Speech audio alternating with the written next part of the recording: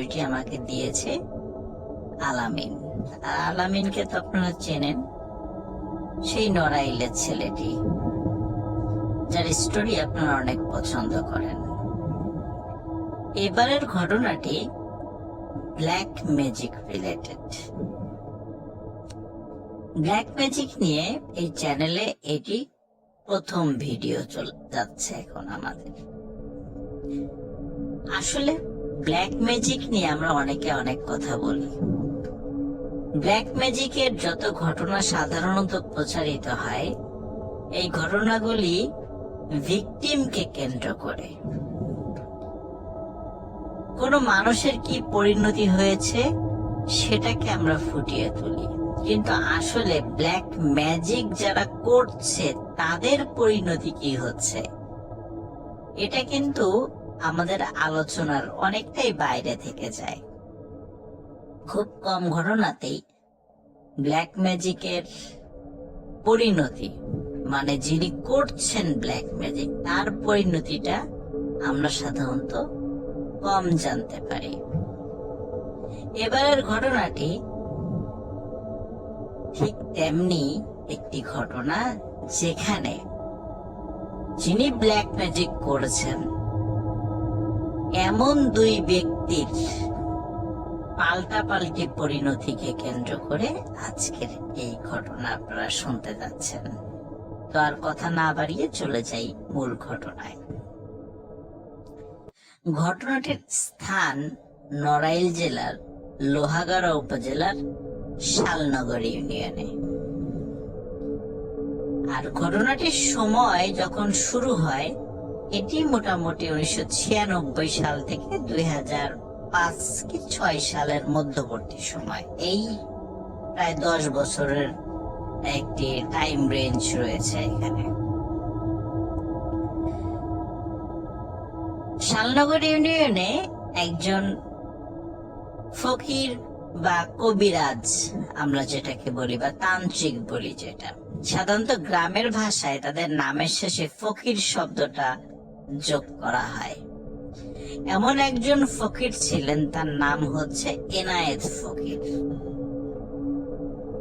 উনি জিনে ধরা, ঝাড়ফুঁক, এই রিলেটেড বিষয়গুলো ট্রিটমেন্ট করতেন। ওনার আরেকটি শখ ছিল, নেহায়েত শখের বসে উনি কাজটি করতেন, সেটি হচ্ছে ওনার একটা ঘোড়া ছিল। গ্রামের বিভিন্ন মেলায় ঘোড়দৌড় প্রতিযোগিতা হতো। এখনো হয়তো বা কোনো কোনো জায়গায় হয়, কিন্তু আগের মতো এখন আর সেরকম দেখা যায় না। তো নড়াইল জেলায় ঘোড়দৌড় প্রতিযোগিতাটা এটা বেশ জনপ্রিয়। তো উনি এই নিজের যে ঘোড়াটি ছিল এই ঘোড়াটি নিয়ে সেই ঘোড়দৌড় প্রতিযোগিতায় অংশ নিতেন, এবং ওনার ঘোড়ার সাথে দৌড়ে অন্য কোনো ঘোড়া সাধারণত পারত না। উনি 1995-96 সাল থেকে ঘোড়া পালা শুরু করেন এবং বিভিন্ন মেলায় বা বিভিন্ন অনুষ্ঠানে ঘোড়দৌড় প্রতিযোগিতায় উনি ওনার ঘোড়াটা নিয়ে যেতেন এবং জয়লাভ করতেন। অধিকাংশ সময় ফার্স্ট প্রাইজটাই ওনার ঘোড়াটাকে কেন্দ্র করে মানে উনি পেতেন। সময়টি ছিল 2002 সালের দিকে। শালনগর ইউনিয়নে একটি নামকরা মেলা হচ্ছিল। এই মেলায় ঘোড়দৌড়ের 3টা ইভেন্ট ছিল। উনি 3টা ইভেন্টেই ওনার ঘোড়ার মানে ওনার যে ঘোড়ার সেটি নিয়ে যে সেখানে যাবেন সেটার জন্য তিনি নাম এনরোল করান। ঘোড়ার প্রতিযোগিতাটা মানে ঘোড়ার দৌড়ের প্রতিযোগিতাটা এমন ছিল যে ঘোড়াটা একটা লাইনের একটা জায়গা থেকে ছেড়ে দেয়া হবে, ঘোড়াগুলো দৌড়ে একটা জায়গায় গিয়ে আবার ফিরে আসতে হবে, কিন্তু ঘোড়ার উপরে কোনো মানুষ থাকা যাবে না। প্রথম রাউন্ডে ওনার ঘোড়া সহ আরো অনেকের ঘোড়া শুরু করে তাদের প্রতিযোগিতা। সেখানে এনায়েত ফকিরের ঘোড়াটি প্রথম স্থান অধিকার করে। কিন্তু অদ্ভুত ব্যাপার হচ্ছে, ওখানে অন্য যে ঘোড়াগুলি ছিল এর অধিকাংশ ঘোড়াগুলোই ব্যাক করে আসে না।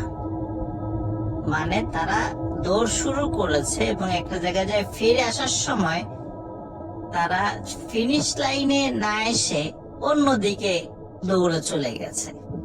মালিকটা সেই ঘোড়াগুলোকে আবার ধরে নিয়ে এসেছে। তো অদ্ভুত ব্যাপার, ঘোড়াগুলো তো পরে আসলেও ফিনিশ লাইনে তো আসার কথা, কিন্তু সেগুলো কেন আসছে না? দ্বিতীয় রাউন্ড শুরু হয়। দ্বিতীয় রাউন্ডেও এনায়েত ফকিরের ঘোড়াটি প্রথম স্থান অধিকার করে, আর অন্য ঘোড়াগুলো একই অদ্ভুত আচরণ করে। ওই সময় ওই গ্রামেরই আর একজন ফকির বা তান্ত্রিক কবিরাজ, তার নাম ছিল ইসহাক ফকির। তিনিও তার ঘোড়াকে ওইখানে নিয়ে এসেছিলেন।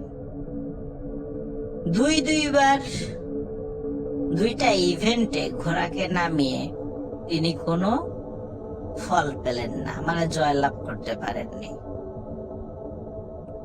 কিন্তু তিনি কিছু একটা বিষয় আঁচ করতে পেরেছিলেন, কারণ তিনি নিজেও একজন তান্ত্রিক বা ফকির বা কবিরাজ ছিলেন। তিনি সরাসরি এনায়েত ফকিরকে দোষারোপ করতে থাকেন, বলতে থাকেন যে তুই তন্ত্র মন্ত্র করে এই ঘোড়াগুলোকে দৃষ্টি বিভ্রম করে দিচ্ছিস, এই কাজটি বন্ধ কর, ন্যায়ভাবে প্রতিযোগিতায় অংশগ্রহণ কর। এনায়েত ফকির বিষয়টি অস্বীকার করে। ইসহাক ফকির বারবার যখন এনায়েত ফকিরকে দোষারোপ করছিল, একটি পর্যায়ে এনায়েত ফকিরের সাথে ইসহাক ফকিরের হাতাহাতি শুরু হয়ে যায়। যাই হোক, এনায়েত ফকির বলে যে থার্ড রাউন্ডেও আমার ঘোড়াটি প্রথম হবে, তুই যা পারিস কর। সত্যি থার্ড রাউন্ডেও এনায়েত ফকিরের ঘোড়াটি প্রথম স্থান অধিকার করে। ইসহাক ফকিরের ঘোড়াটি অন্যান্য ঘোড়ার মতো দিগ্ভ্রান্ত হয়ে অন্যদিকে চলে যায়। ইসহাক ফকির এবারও এসে এনায়েত ফকিরকে দোষারোপ করে এবং গালিগালাজ করতে থাকে। আবারও শুরু হয়ে যায় দুজনের মধ্যে হাতাহাতি। মানুষজন এসে তাদেরকে থামায়। ইসহাক ফকির এনায়েত ফকিরকে হুমকি দেয়, তোকে আমি দেখে নেব। এই বলে ইসহাক ফকির চলে যায়। এনায়েত ফকির তার ঘোড়াটিকে নিয়ে বিজয়ের বেশে বাড়িতে ফিরে আসে। 3টা পুরস্কার পেয়েছে সে। তার স্ত্রীকে বলে তার এই সফলতার কথা। স্ত্রী খুশি হয় এবং তার একটা ছোট ছেলে সন্তানও ছিল, সেও খুশি হয়। ঘোড়াটিকে সুন্দর করে গোসল করিয়ে খাইয়ে দিয়ে ঘোড়ার আস্থা বলে রেখে দেয়। ওই রাত্রে ঘটে একটি মর্মান্তিক ঘটনা। মধ্যরাতে হঠাৎ এনায়েত ফকির স্ত্রী চিৎকার চেঁচামেচি শুরু করে। এনায়েত ফকির বলে, কি হয়েছে? তার স্ত্রী বলে, তার ছেলেটি একদম নিস্তেজ হয়ে গেছে, নড়াচড়া করছে না, টেনে টেনে দম নিচ্ছে। এনায়েত ফকির ওনার যে তন্ত্রমন্ত্র ঝাড়ফুঁক জানা ছিল, দ্রুত ঝাড়ফুঁক করে। তখন যখন দেখে যে কোনো উন্নতি হচ্ছে না, তখন উনি ওনার বাড়ি থেকে কয়েকটা বাড়ি দূরে একটি ভ্যানওয়ালাকে ডেকে তোলে, বলে যে দ্রুত উপজেলা সদর হসপিটালে নিয়ে যেতে হবে, মানে স্বাস্থ্য কমপ্লেক্স যেটা আর কি। ভ্যানে করে ওই রাতেই দ্রুত তার ছেলেকে যখন উপজেলা স্বাস্থ্য কমপ্লেক্সে নিয়ে যাওয়া হয়, কর্তব্যরত চিকিৎসক এনায়েত ফকিরকে জানায় তার সন্তান হসপিটালে নিয়ে আসার পথেই মারা গেছে। এনায়েত ফকিরের বাড়িতে নেমে আসে শোকের ছায়া। ছেলেকে দাফন কাফন শেষ করে উনি যখন বাড়িতে ফেরেন, বাড়িতে ফিরে দেখে আরেকটি ঘটনা। ওনার স্ত্রীও অসুস্থ এবং ওনার শখের ঘোড়াটি সেটিও খুব অসুস্থ। তখন উনি বুঝতে পারেন বিষয়টি স্বাভাবিক না, নিশ্চয়ই এখানে অন্য কোনো বিষয় কাজ করছে। তখন ওনার স্ত্রী এবং ঘোড়াকে উনি বিভিন্ন ট্রিটমেন্ট করে, ঝাড়ফুঁক করে আল্লাহর রহমতে সুস্থ করে তোলেন। উনি বুঝতে পারেন এটি ওই ইসহাক ফকিরের কাজ। তিনি যে হুমকি দিয়েছিলেন এবং ঘোড়দৌড় প্রতিযোগিতায় তার ঘোড়াটা হেরে যাওয়ার কারণে এই কাজটি করেছেন। যাই হোক, তার স্ত্রী যখন সুস্থ হয়, ঘোড়াটিও যখন সুস্থ হয়ে যায়, স্ত্রী বলে, তোমার এই ঘোড়ার কারণে আজকে আমার সন্তানকে হারিয়েছি, এই ঘোড়াকে আর রাখা যাবে না। আবার কোনো এক প্রতিযোগিতায় যাবা, সেখানে আবার কারোর সাথে গোলমাল হবে, সে কোনো ব্ল্যাক ম্যাজিক করবে, আবার পরিবারের কোনো ক্ষতি হবে। সুতরাং এই ঘোড়াটি তোমাকে বিক্রি করে দিতে হবে। স্ত্রীর পীড়াপিড়িতে এনায়েত ফকির তার প্রিয় শখের ঘোড়াটি বিক্রি করে দিতে রাজি হন। খুব দ্রুত একটি ক্রেতাও পেয়ে যান। মোটামুটি ভালো দামেই ওই ঘোড়াটি বিক্রি হয়ে যায়, কারণ তার ঘোড়াটি খুব ভালো দৌড়াতে পারতো, সে সুঠাম দেহি ছিল ঘোড়াটি, যার কারণে ঘোড়াটির একটি নাম ডাক ছিল। বেশ ভালো মূল্যই পান এনায়েত ফকির। ঘোড়াটি বিক্রি করে দেন। 3 দিন পর, ঠিক 4 দিনের দিন সকালবেলা এনায়েত ফকির দেখেন যার কাছে তার ঘোড়াটি বিক্রি করে দিয়েছিলেন, সেই লোকটি ঘোড়াটি নিয়ে এনায়েত ফকিরের বাড়িতে হাজির। এনায়েত ফকির জিজ্ঞেস করলেন, কি হয়েছে? লোকটি কোনো কথা না বলে তাকে বললেন, আপনার ঘোড়াটি আমি রাখতে পারবো না, ঘোড়াটি ফেরত নেন, আমার টাকা আমাকে ফেরত দেন। এনায়েত ফকির জিজ্ঞেস করছিল, কি হয়েছে আসলে, ঘোড়াটির সমস্যা কি? তিনি বলেন যে এত কথা আমি বলতে পারবো না, আপনার ঘোড়া আপনি বুঝে নেন, আমার টাকা আমাকে ফেরত দেন। আপনার ঘোড়া আগের মতোই আছে, সুস্থ আছে, আমার টাকা ফেরত দেন, আপনার ঘোড়া আমি নেব না।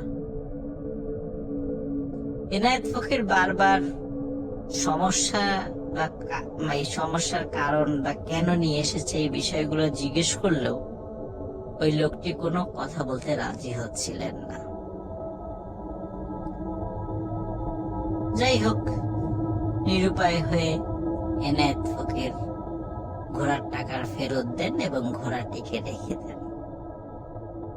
লোকটি যখন চলে যায়, যাওয়ার সময় আশেপাশের লোকজনের কাছে মানে তিনি বলছিলেন যে এনায়েত ফকির একটা বাটপার লোক, একটা দোষের ঘোড়া আমাকে বিক্রি করে দিয়ে আমার কাছ থেকে টাকা নিয়েছিল, ও কাজটি ভালো করে নাই।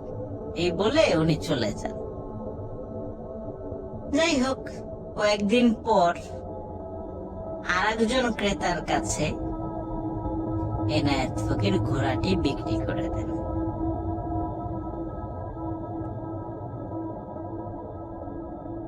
যেই লোক ঘোড়াটি কিনে নিয়ে যান, উনিও ঠিক 4 দিনের মাথায় বেশ মানে সকালে না, বিকালের দিকে ঘোড়াটি নিয়ে এনায়েত ফকিরের বাড়িতে হাজির। এনায়েত ফকির তো অবাক। এনায়েত ফকির জিজ্ঞেস করেন, কি হয়েছে? তখন এনায়েত ফকিরকে ওই লোকটি বলেন, আপনার ঘোড়াটি আমি রাখতে পারবো না, ঘোড়া ফেরত নেন, আমাকে টাকা ব্যাক দেন। এনায়েত ফকির জিজ্ঞেস করে, কি হয়েছে, সমস্যা আমাকে বলতেই হবে। তখন লোকটি বলেন, আপনার ঘোড়ার সমস্যা আছে। বলে, কি সমস্যা? তার কি শারীরিক কোনো সমস্যা? বলেন, না, আপনার ঘোড়ার কারণে বিগত 3 রাত আমাদের পরিবারের সদস্যরা কেউ ঘুমাতে পারে না। তারা দিনের বেলা ঘুমায়, রাত্রে ঘুমাতে পারে না।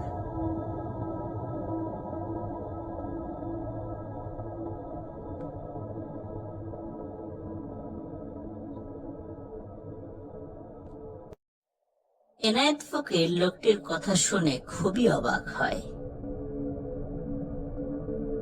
লোকটির কাছে আরো কিছু জানতে চান। তখন লোকটি যে বিষয়টি বলে, গা শিউরে ওঠার মতো একটি বিষয়। লোকটি বলেন, যেদিন এনায়েত ফকিরের কাছ থেকে তিনি ঘোড়াটি কিনে নিয়ে যান, রাতের বেলা ঘোড়াটিকে একটি ঘরে রেখে দেন। রাত যখন একটু গভীর হয়েছে এবং ওই বাড়ির সদস্যরা যখন একটু ঘুম ঘুম ভাব, হঠাৎ একজন মহিলার নাকি সুরে কান্না তাদের কানে ভেসে আসে। তারা চিন্তা করেন, এই কান্নাটি কোথা থেকে আসছে। ঘর থেকে বের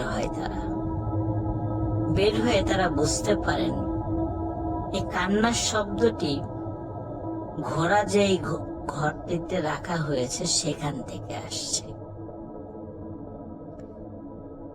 তারা যখন ঘোড়ার ওই ঘরের দরজা খুলে ভেতরে ঢোকেন, সাথে সাথে ওই কান্নার শব্দটি বন্ধ হয়ে যায়।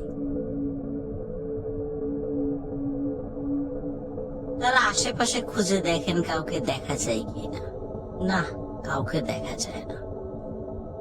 আবার তারা ঘরে এসে শুয়ে পড়েন।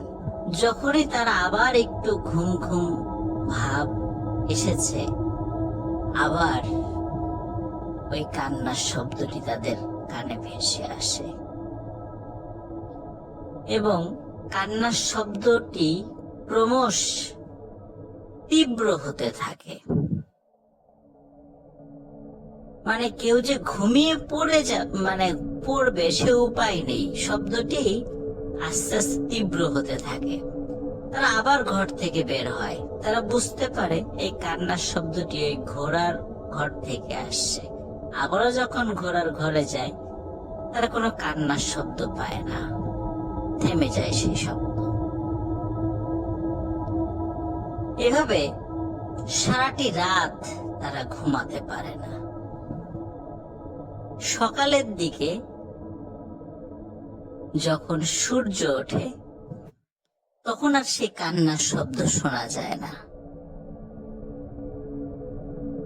তখন এই সারা রাতের নিদ্রাহীনতার কারণে বাড়ির সবাই অনেক বেলা পর্যন্ত ঘুমিয়ে থাকে।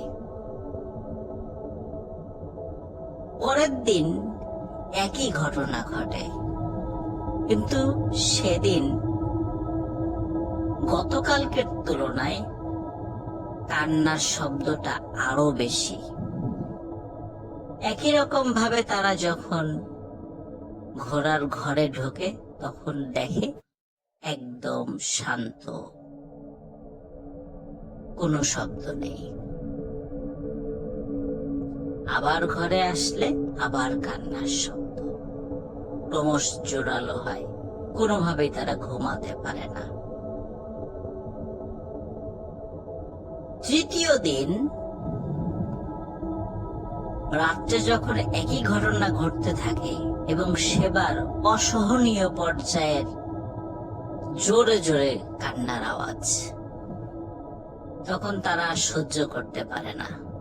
তখন বাড়ির সদস্যরা সিদ্ধান্ত নেয় ঘোড়াটিকে একটি মাঠের মধ্যে বেঁধে রাখা। ঘোড়াটিকে যখন মাঠের মধ্যে বেঁধে রাখা হয় তখন ওই ঘরে আর কোনো কান্নার শব্দ শোনা যায় না। বাড়ির সদস্যরা সিদ্ধান্ত নেয় সকাল হলে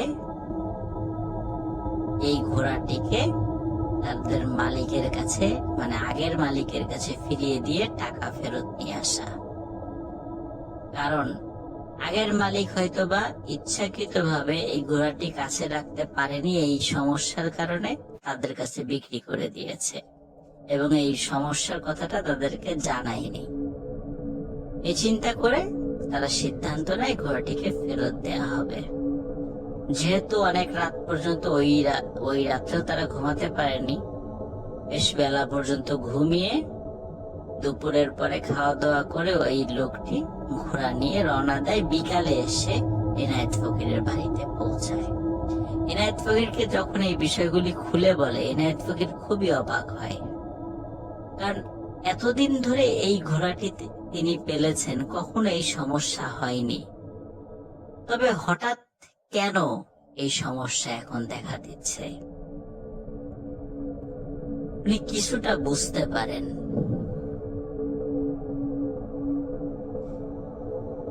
এর মধ্যে যেটি হয় সেটি হচ্ছে এনায়েত ফকিরের আবার সবকিছু স্বাভাবিক হতে শুরু করে। এনায়েত ফকিরের বাড়িতে ঘোড়াটি আসার পর তখন কিন্তু আস্তাবল থেকে আর কোনো কান্নার শব্দ ভেসে আসে না।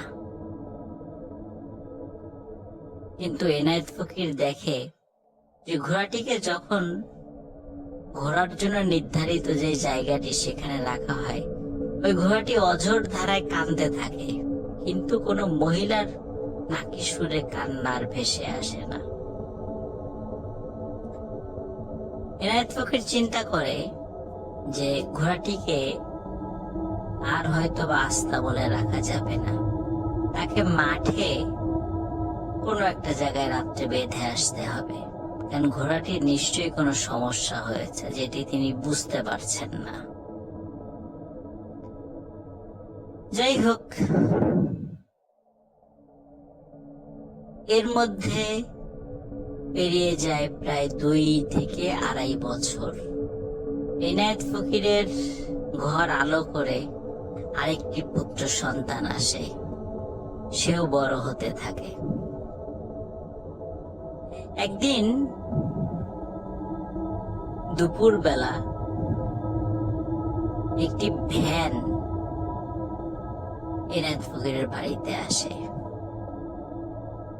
এনায়েত ফকির দূর থেকে দেখে ভ্যানের উপর একটি মানুষ শোয়া। ভ্যানটি এনায়েত ফকিরের বাড়ির দিকে আসছে।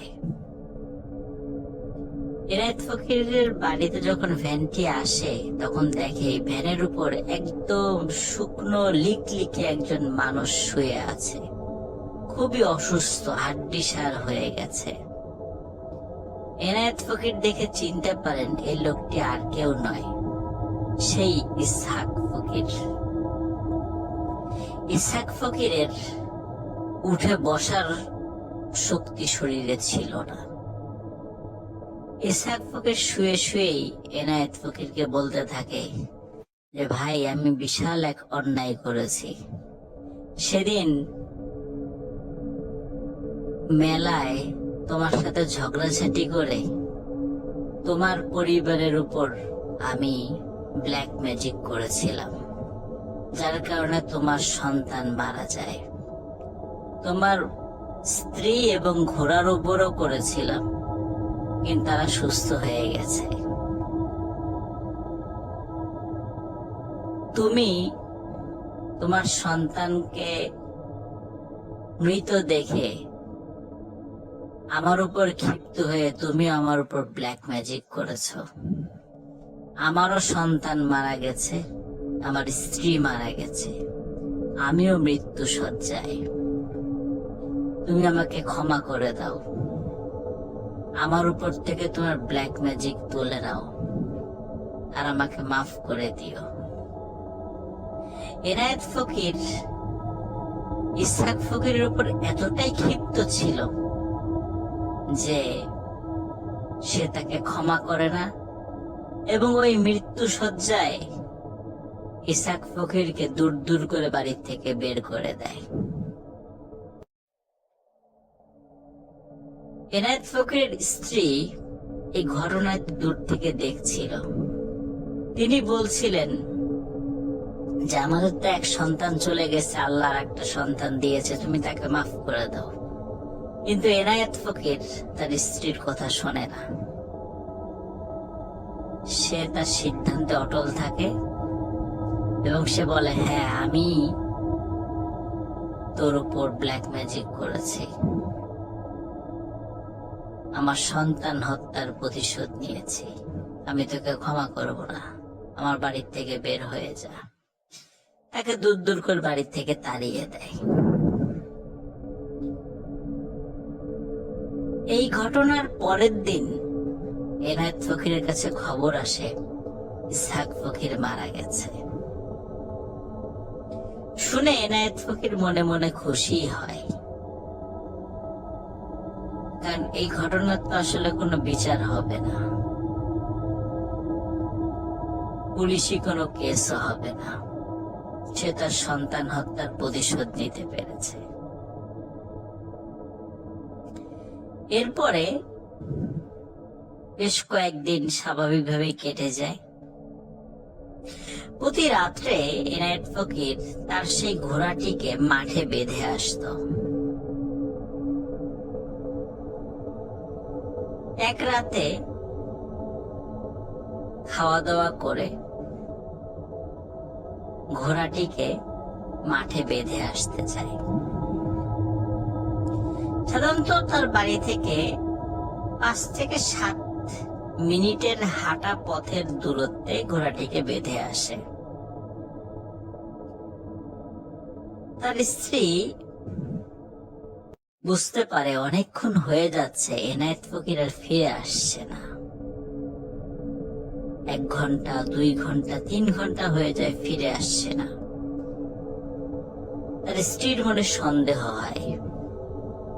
তিনি একটি হারিকেন হাতে নিয়ে পার্শ্ববর্তী যে ঘরগুলো আছে, যে পরিবারগুলো আছে, তাদের বাড়িতে যান, তাদেরকে ডেকে তোলেন এবং সেই বাড়ির আরো কিছু সদস্যদেরকে নিয়ে মাঠের মধ্যে যান। মাঠের মধ্যে গিয়ে দেখেন যে জায়গাটিতে ঘোড়াটাকে বেঁধে রাখা হতো সেখানে একটি খুঁটো গাড়া আছে, খুঁটোর সাথে দড়িও আছে, যেটি ঘোড়ার পায়ের সাথে বেঁধে রাখা হতো, কিন্তু ঘোড়াটিকে দেখা যাচ্ছে না, এনায়েত ফকিরকেও দেখা যাচ্ছে না। তখন তারা টর্চ লাইট জ্বালিয়ে চারদিকে খুঁজতে থাকেন এবং জোরে জোরে এনায়েত ফকিরের নাম ধরে ডাকতে থাকেন। হঠাৎ একজন চিৎকার দিয়ে বলে, পেয়েছি, ঘোড়াকে পেয়েছি। সবাই ছুটে যায় সেই ঘোড়াটির কাছে, গিয়ে দেখে যে ঘোড়াটির 4টি পা তার দেহ থেকে কেউ সজোরে টেনে বিচ্ছিন্ন করে দিয়েছে এবং ঘোড়াটির ধর থেকে মাথাও আলাদা, কিন্তু সেটা মনে হয় না কেউ কেটে আলাদা করেছে, কেউ টেনে ছিঁড়ে আলাদা করে ফেলেছে। ঘোড়াটির মৃতদেহ পড়ে আছে। বুঝতে পারে এটা কোনো মানুষের কাজ হতে পারে না। এনায়েত ফকির কোথায়? তারা হন্যে হয়ে খুঁজতে থাকে পুরো মাঠ। পাওয়া যায় এনায়েত ফকিরকে।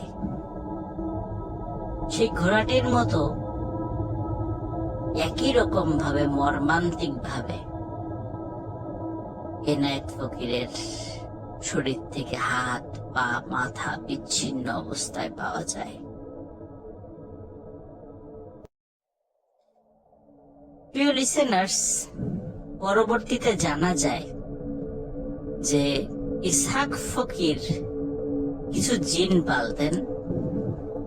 সেই জিনের মাধ্যমে উনি ব্ল্যাক ম্যাজিক গুলো চর্চা করতেন। যখন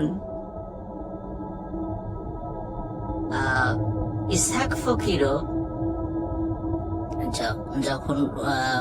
যখন মৃত্যু শয্যায় চলে যান, তখন ইসহাক ফকিরের পালিত জিনেরা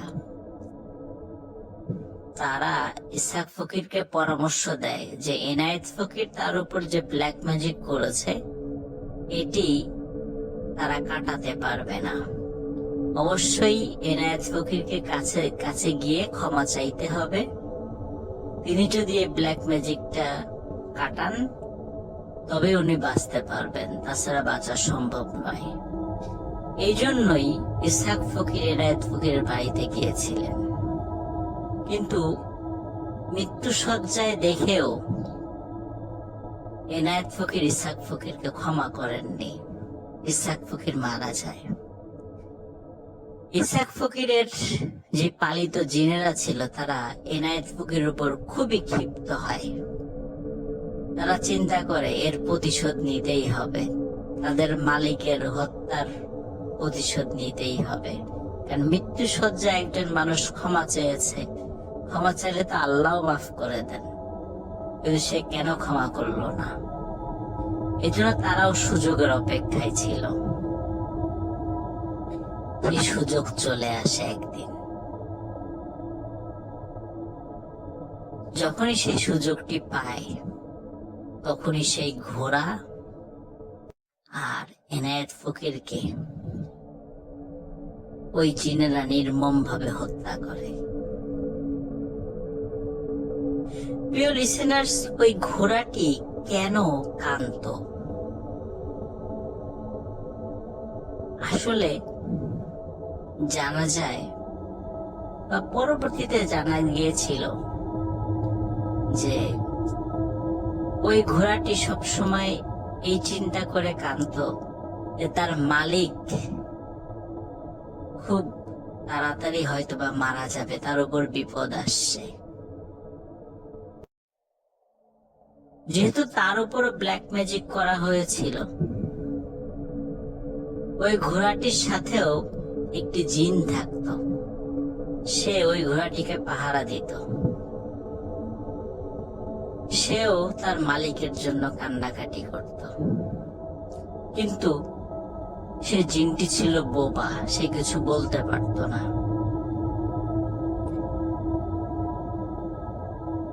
এভাবেই এনায়েত ফকির এবং ইসহাক ফকিরের করুণ পরিণতি ঘটে। আর ব্ল্যাক ম্যাজিকের যারা করেন তাদের পরিণতি কি হয়? এনায়েত ফকির এবং ইসহাক ফকির তাদের উজ্জ্বল দৃষ্টান্ত। নড়াইল জেলার লোহাগাড়া উপজেলার শালনগর ইউনিয়নে এনায়েত ফকির এবং ইসহাক ফকিরের ঘটনা অনেকেরই মুখে মুখে। সবাই ভালো থাকবেন, সুস্থ থাকবেন। আসসালামু আলাইকুম।